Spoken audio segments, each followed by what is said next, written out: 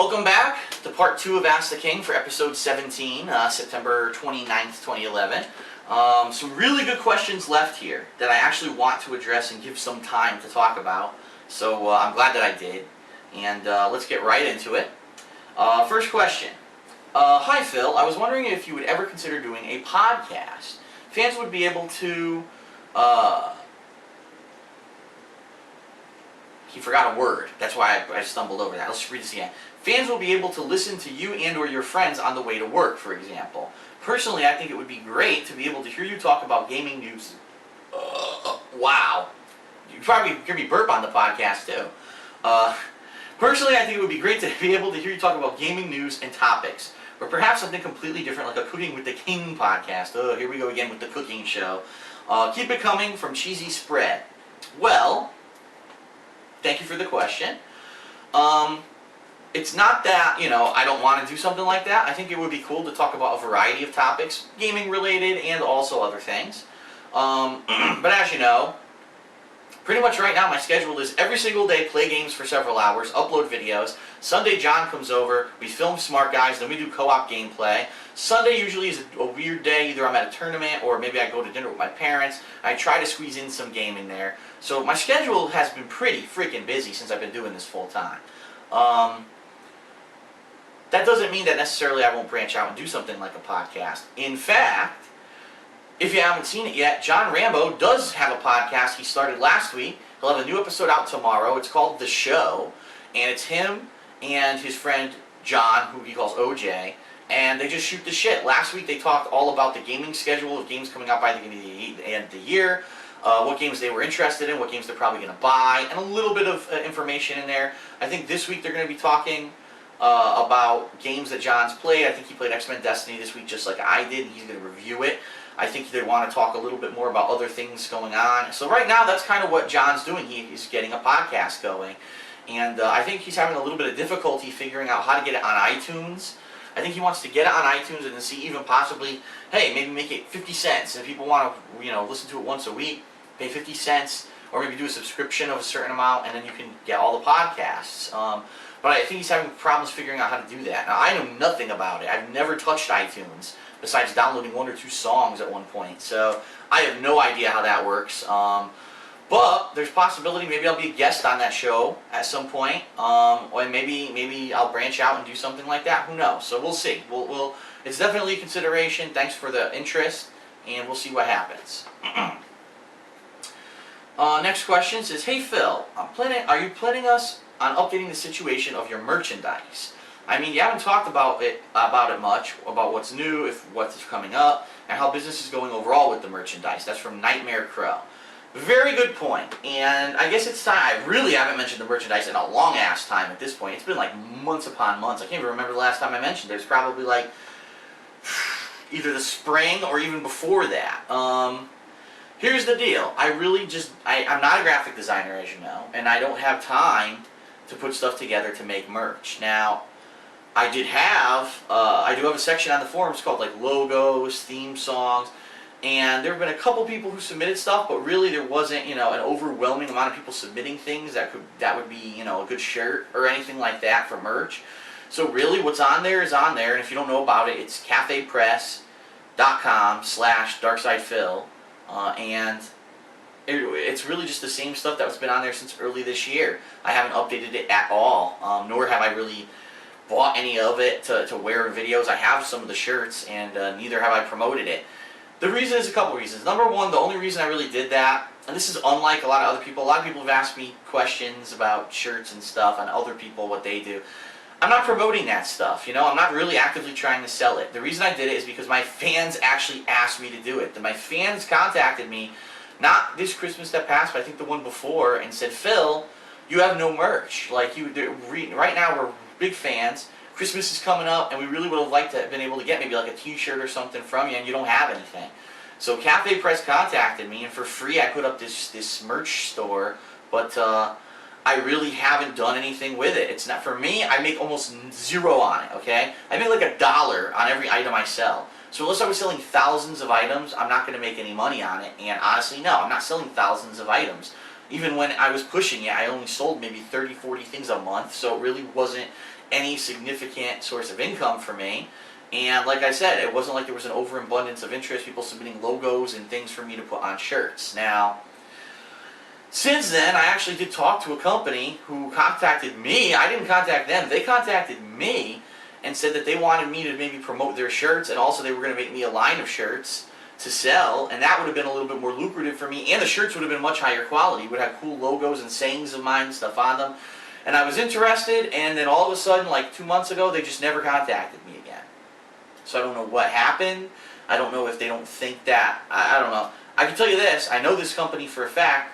They would sell more shirts if I promoted their stuff more than they're selling. They probably doubled their sales because I have such a large audience. But for whatever reason, they dropped the ball and they haven't contacted me again. So I'm not focusing on merch right now. I know it would be nice to have stuff to sell or whatever, especially I'm going to conventions and stuff. I could bring stuff with me, but I'm not that kind of person. I'm not pushing product on people. You know what I mean?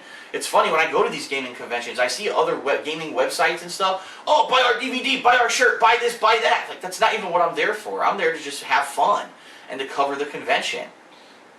And, you know, all I really want people to do is watch my videos. That's it. I don't care about pushing product down people's throats. And I don't have a revenue base based off of that. I'm based off of just watch the videos. So for me, it's never been a real focus. I really don't have much coming up in the merch department unless I get contacted by this company again. I had all these plans and ideas and then they just dropped the ball. So I don't know what happened there, but it is what it is. Okay?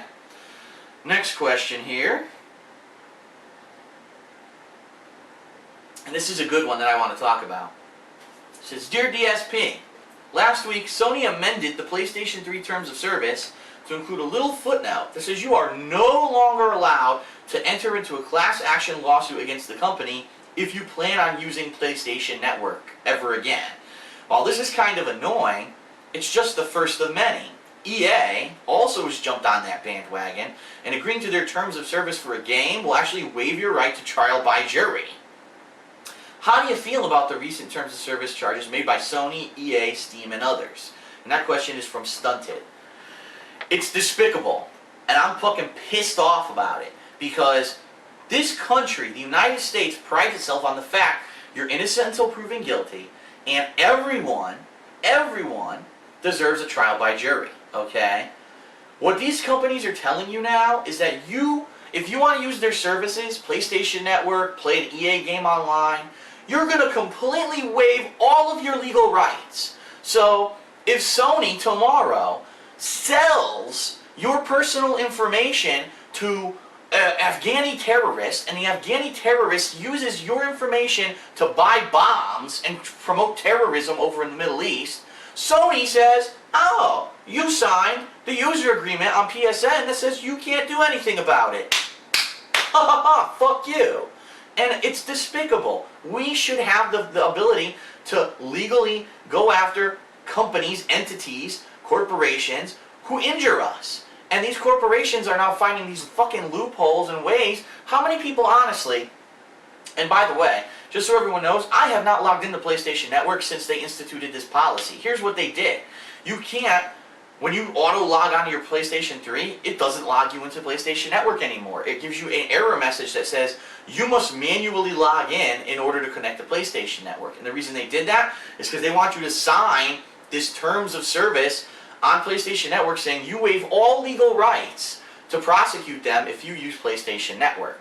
However, there's a little problem with this, okay? This is where they're probably the reason they did it. Number one, it's not, you can't do that and have it be retroactive. So if you go and sign that right now, and then you find out your personal information was used in a negative way because of that PlayStation Network hacking earlier this year, you could still sue them. So this term of service is not retroactive.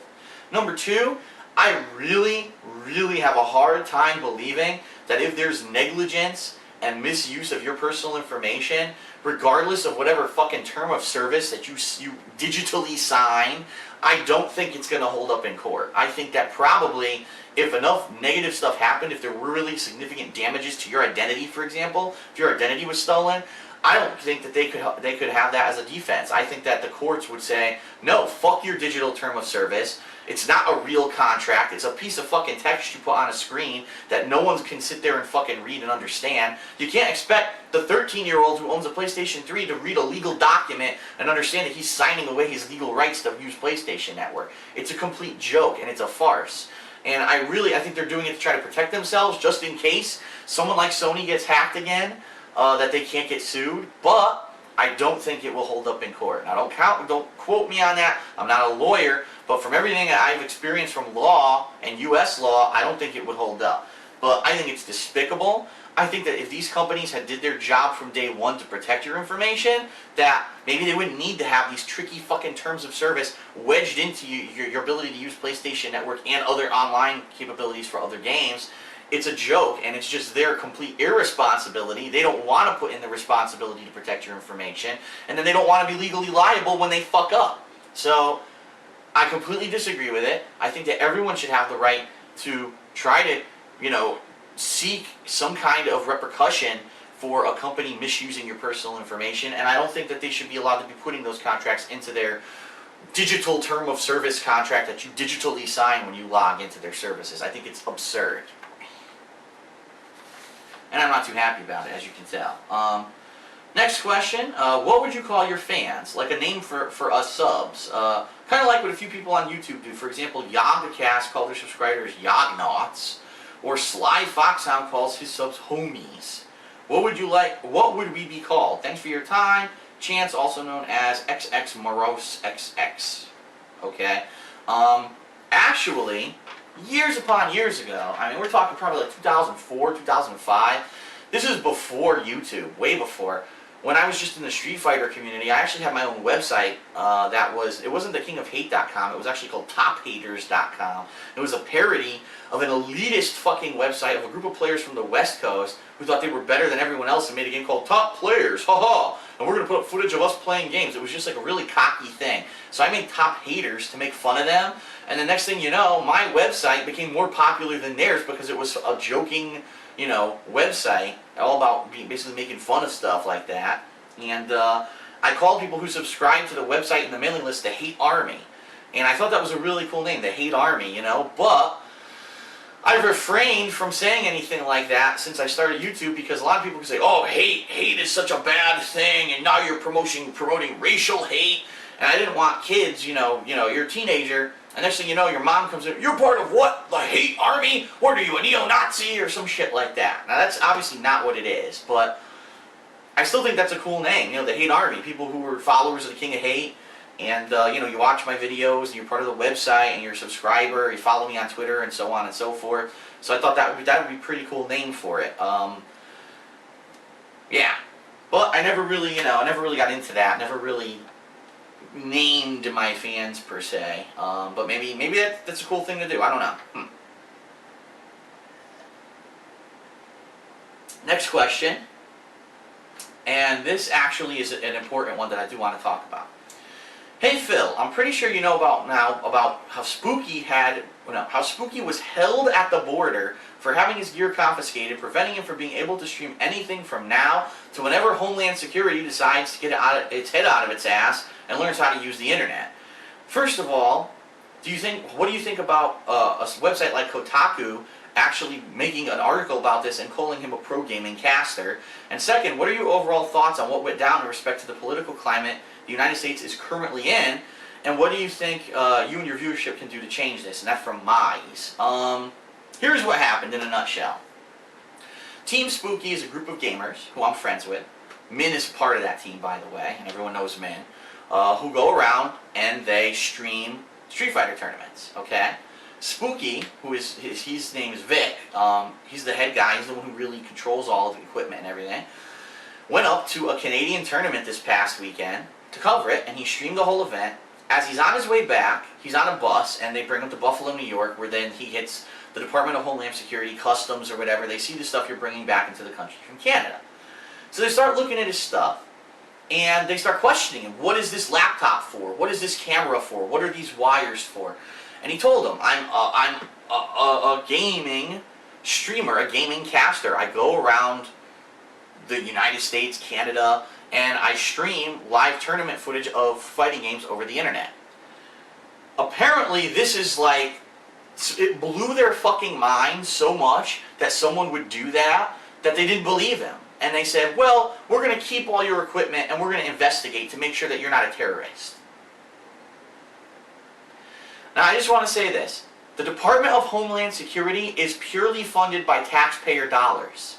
So my money is being wasted right now to look through Spooky's laptop and watch his footage from Street Fighter tournaments. This is what our country is focusing on. This is, why do you think we have all these fucking problems? We have inept people doing these jobs. Anyone who works for the Department of Homeland Security should have said, what do you do? And he says, well, I stream this stuff over the internet. It's tournament footage. The first question out of their mouth should have been, well, can you prove it? To which Spooky would have said, sure, I have hundreds of hours of footage on my laptop, or if you connect me to the internet, I'll show you my Justin TV channel, which is now Twitch TV channel, and I'll show you the thousands upon thousands of videos there, the hours of footage archived there. And they immediately would have seen that and seen pictures of him even doing the streaming and said, okay, go on. In addition to this, he's been in and out of Canada before with this equipment. There is an actual record of him going in and out of that country with this equipment before. Only now did they decide that there's a problem and they have to confiscate his equipment, okay? It's ludicrous, it's asinine, it shows how horribly trained our personnel are here, and it's just a joke. For them to be harassing someone and now keeping his equipment, keep in mind, he was supposed to stream stuff this week. He's got Devastation, which is a very large-scale tournament in Arizona he was going to go to and stream. He's got, the week after Devastation is Seasons Beatings in Ohio, which is one of the biggest tournaments in the country right now. If he doesn't get his equipment back, I don't know how he's going to stream. If he doesn't get his equipment back, he can't do it. And the Department of Homeland Security legally has the right to hold his stuff for 30 days. Oh, and by the way, they don't ever have to give it back. They can just say, oh, we suspect that there's some kind of terrorism involved, and keep it forever. That's the law in our country. Because we passed the Homeland Security Act, we gave up all of our freedoms and all of our rights because of terrorism, and now anyone can confiscate anything from us. What the flaming fuck were we thinking? Our government is fucking idiotic, okay? They're so terrified of terrorism, which is the point of terrorism. It's not really to hurt you, it's to make you afraid. And the terrorists won in that regard. Our entire country is so fucking afraid of everything now that stupid shit like this happens. A fucking gaming laptop that you could have evidence on it of what it's for gets confiscated, and now someone gets completely fucked over who is well respected in the gaming community, and it's not fair. And I'm really upset about it. I am. Again, the thing I'm most upset about is my money, my taxpayer dollars are paying for those fucking stupid morons to do this kind of stuff. Why don't you worry about bombs, you know? Has there ever been a gaming laptop associated with any of these terrorist attacks? No! So why the fuck would you think that a gaming streaming laptop has anything to do with it? It's complete nonsense. And I'm upset about it, obviously. Yes, I do support the people who in our government who are trying to protect us, but it's this inept, just irresponsible, fucking ignorant attitude that is the reason that I think that our country's so fucked up. If you're going to have someone in charge of doing Homeland Security stuff, maybe you should train them on some stuff like a laptop, how to search a laptop for evidence of what someone says it is, rather than confiscating it for 30 fucking days with no evidence of any kind of wrongdoing. It's complete bullshit. And I completely disagree with what happened, and I really feel for Vic, because I know he's trying to make it, he's trying to turn that into some kind of a profitable occupation. He's finally getting notoriety for being the #1 guy doing it, and it's a shame now that they've completely fucked him. Thank you, U.S. government. Fuck you. Okay, Twitter questions. We got 4 of them, and I want to get through them, and I know I'm running out of time, so let's try to do this quickly. Oh, I take it back. I have 3 Twitter questions. First question is, depending on how you like Ultimate Marvel vs. Capcom 3, any chance that you'll play it in a competitive setting? And that's from I Got Pancake Mix. And the answer is, yeah, sure, if I like it, and I feel it's more competitive and more of a solid tournament level game than the original Marvel 3, I'll play it. But what are the chances of that happening? I reserve my judgment till I play it, but I'm not too optimistic with the way that Capcom's been going with all their fighting games and dumbing them down and making them easier to play and making them not as tournament worthy. I really don't foresee them fixing the game. But anyway. Next question. Hey Phil, when are you going to be playing with your fans next? Early 2012. What do you think? Keep up the good work. And that's from Scarface Killar, not Killer, Killar. He's talking about fan appreciation. Now, obviously, I don't have time to do it right now because I'm in the middle of the hardcore gaming season, and I'm going to be probably booked till the end of the year. But there are still opportunities that come up. For example, on Monday of this week, I played Horde mode with the fans. What I did is I went on Twitter, and again, my Twitter is @TheyCallMeDSP. This is just another reason to follow me on Twitter. And I tweeted, if you're interested, I'm looking for dedicated people to play for a couple hours to play Horde mode with me. Send me a message on Xbox Live right now. And the people on Twitter saw that, sent me messages, and I had 2 successful rooms of people who I played Horde mode with for several hours, and we had an absolute blast. So, even though there won't be any formal fan appreciation until 2012, there may be opportunities where I want to play with people and I want to have people who I can depend on to not be dropping in and out of the game. And I may be doing that, and it's a reason to follow me on Twitter, so follow me on Twitter. Okay. Last question. What are your thoughts on Skullgirls? Seems to have everything that you would want in a fighting game. And that's from Harvey XHD. For those who don't know, Skullgirls is a new fighting game being developed. It's a 2D fighter, HD graphics. It's more of an anime cartoonish style, almost similar to Disgaea 4. But the fighting is being designed by people in the fighting game community, like Mike Z, who's a guy who's been in the fighting game community for 100 years. He's done numerous videos where he breaks down the games, makes fucking combo movies, makes glitch videos. He's an expert, and he's working on this game. The game will also have GGPO netcode, whether or not that's a good thing, who knows. And little bummer, it was supposed to come out by the end of the year, it got delayed till 2012 now, but from all intents and all reports, people are saying it looks really solid. It's not, I don't know if it's going to be a retail release or an Xbox Live PSN deal, but I think it looks interesting. The one thing for me that is turning me off a little bit is the art style. I'm not a fan of that kind of art style. Even in Disgaea 4, I thought it was kind of weird. That doesn't mean I won't try the game. I think that it's going to be an exciting year coming up for fighters. You got King of Fighters 13 coming out in November. That got pushed back. Skullgirls, you're going to have the new Arcade Edition patch coming out in 2012. That's supposed to fix it and actually make it a worthy game to play again. You have Ultimate Marvel 3 coming out in November. Next year, you're going to have Street Fighter vs. Tekken. You're going to have a whole bunch of other games. I think Soul Calibur, the new one's coming out. So a whole new opportunity for fighters next year. Once again, they're going along with this whole 100 fighters come out in 1 year, and is it going to oversaturate the market? Probably. We'll see what happens, but I'm excited, and I think Skullgirls looks interesting, and I am going to at least try it. Okay, so that's it for episode 17 of Ask the King. I hope you've enjoyed it. Remember, if you want to ask me questions, go to thekingofhate.com. In the forums, there's the Ask the King section. I've already put up the thread for the next month's episode, and also the day of, when I'm making this episode, I post up on Twitter, and you have the opportunity to ask me questions on Twitter as well. Just another reason to follow me at @TheyCallMeDSP. So thanks a lot, and I'll see you guys next time for Ask the King. Peace out.